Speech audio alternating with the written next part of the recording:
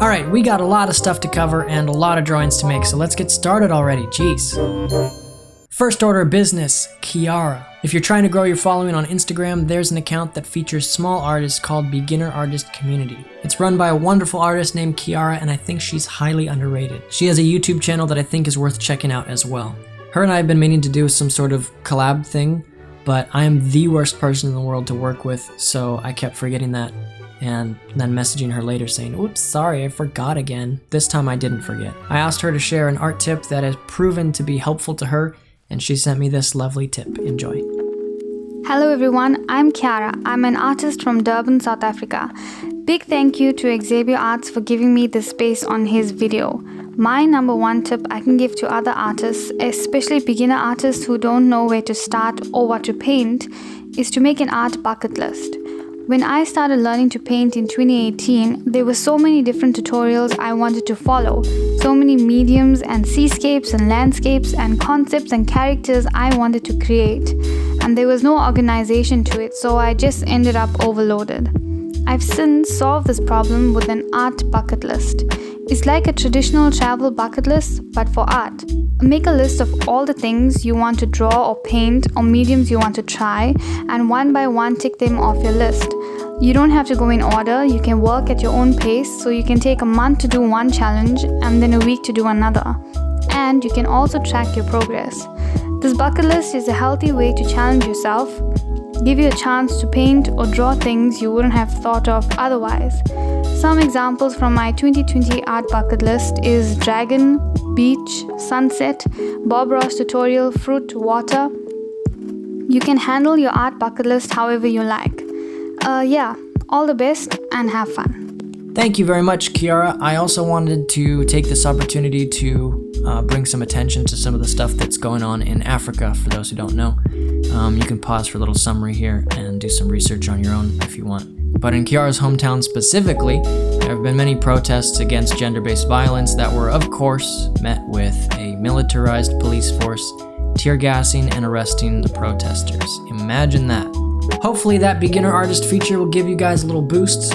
Links to the rest of her stuff is in the description as well. Thank you, Kiara. Appreciate you. You are a wonderful, kind person. Keep doing what you're doing. Next order of business.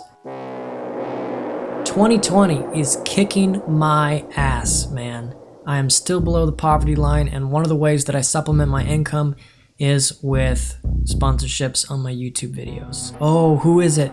Guess who it is? Skillshare again. Surprise, surprise. I told them I would have a video done last week, but I'm struggling, man.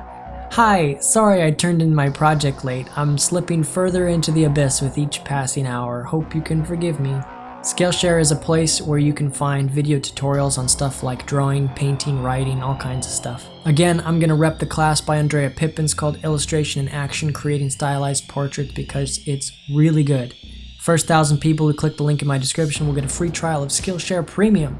And even if you don't have any money at all, you can squeeze a lot out of that free trial. And if you decide to keep going after the trial's over, it's like 10 bucks a month or less, I don't know. Next order of business.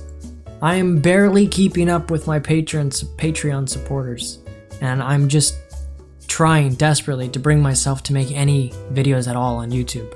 I really want to get to the point where I'm pumping out content all the time, but as of right now, I'm just trying to publish something, and that's the way it's been for a while.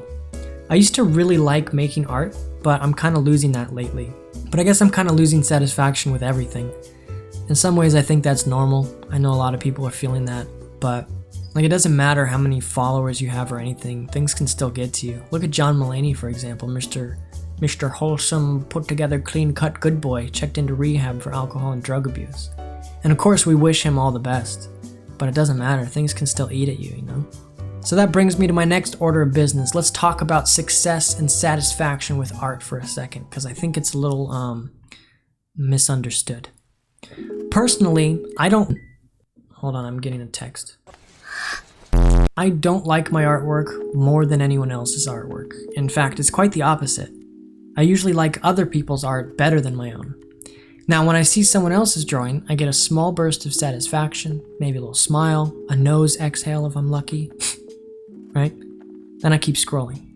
So if I get the same or less satisfaction out of my drawings as other people's drawings, that means if I put a few hours into drawing something, I'll get the same amount of satisfaction as that art that I took half a second to scroll past.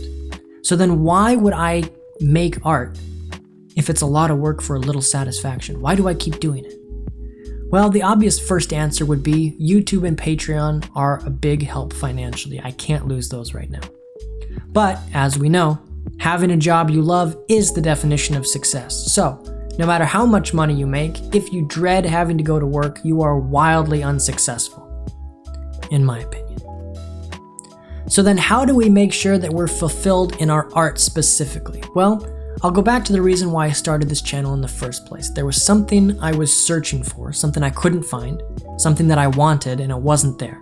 So I made it. In this case, with the Xabio Arts YouTube channel, I wanted art tutorials that made it easy to laugh and hard not to learn. Tutorials for the casual viewer, I guess. So then how do I apply that same principle to my art, the things that I draw? Well, I have to find something that I really want to see that no one else is making. But that's the hard part. Not just with art, but with life in general, I think, to really understand what it is that you want. And in order to do that, you have to understand yourself, and I don't think people do. I don't understand myself. I don't know anything about me. I think a lot of people think they know what they want. Lots of people want to be rich and famous, right? But what happens when those rich and famous people get depression or start acting out? When people become millionaires and realize that it's not really what makes them happy and fulfilled? I think people have an expectation of what success means based on what other people value. And I think other people value material things too much. The way I see it, if your happiness is dependent on stuff, you're tying your happiness to something you can't control. If you feel like you need that big house and those cars, the latest iPhone, or even clout on social media, then your happiness and success is tied to something else, not within yourself. You're not in control of your own happiness then. But Andrew, I still have to work and make money. I can't just be happy with nothing. I'll go broke. I understand that. I do too. But don't you think it's strange that especially in America, the richest country in the world by far, we can't provide basic needs to our people so they can succeed? That the people have to work or starve? And during this pandemic, so many people have died, lost their jobs, lost their healthcare, been evicted. All while the largest corporations saw their profits increase by billions and billions and billions. Do you know how much 1 billion is? Just one? If you made $100,000 per year and saved every penny, it would take you 10 years to make $1 million. Do you know how many years it would take you to make 1 billion? 10,000 years. And we're seeing billionaires gain billions and billions and billions, while other people are literally starving. Well, not literally. Yes, they are. Literally starving. Baby food. In many stores, if you walk in, they have the infant formula in locked cages, and they have heavier surveillance in the baby section. Heck, some stores move the formula to behind the counter like they do with tobacco products. Why is it that when Aladdin steals bread from a local merchant, we cheer him on because he's hungry and he needs it? But when a mom steals infant formula from massive corporations, who, by the way, are the most responsible for climate change, pay their workers as little as possible, discriminate them, spy on their workers, snuff out workers' unions, destroy local businesses, engage in slave labor and child labor, pays politicians to get tax breaks, and they hoard billions and billions of dollars overseas. When a mother steals baby food from companies like that, it's wrong? But Aladdin stealing bread from a local merchant is fine and cool? Okay. I'll tell you what, if I see someone stealing from a store, I'm gonna mind my own business. Because if I would cheer on Aladdin with the bread, you can be sure I'll cheer on the parents stealing baby formula from these grotesquely immoral corporations.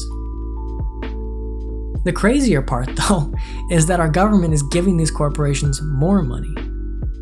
They get the benefits of a corporate bailout. They get to take advantage of corporate welfare. They can't lose profit.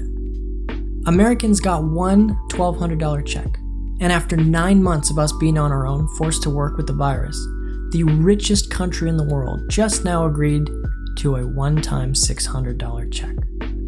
What the hell am I gonna buy with that? Here, the cheapest casket on Walmart.com is $1,000. With $600, I can't even afford to die, man. There's no reason why we can't provide every single person with their basic needs like food, shelter, clean water, and healthcare. No reason. Let's take a look at wages subsidized by the government. Canada, $2,000 per month. Japan, up to 100% of wages. Norway, up to 90% of wages. Germany, France, England, Italy, 80% or more. USA, 0. But no, we're the country of freedom, where everyone gets the same opportunity to succeed. Bullshit. We're the country that puts profits over people. Prisons should not be for profit. People should not be making money by incarcerating people. Thanks to the 13th Amendment, slavery is only illegal if you're not a prisoner. Slave labor is perfectly legal in the United States as long as they throw you in jail first. Healthcare should not be for profit. People shouldn't be getting rich off of those who are sick. I'm going to end this video with a quote, and I want you to guess who it's from before I tell you, okay? Capitalism does not permit an even flow of economic resources. With this system, a small privileged few are rich beyond conscience, and almost all others are doomed to be poor at some level. That's the way the system works, and since we know that the system will not change the rules, we are going to have to change the system. Can you guess who that's from? Dr. Martin Luther King Jr.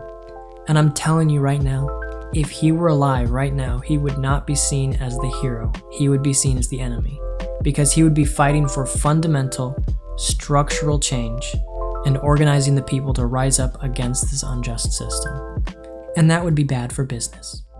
Thanks again to my supporters on Patreon, Kiara for sharing your advice with us, Skillshare, and to anyone watching. I hope you're able to make some lemonade out of whatever kind of crap you've been given. I'll drink it, I don't care. You're doing great. I'll try to pull myself together for another video sooner rather than later. So I'll see you then. Be kind to yourself in the meantime. Take care.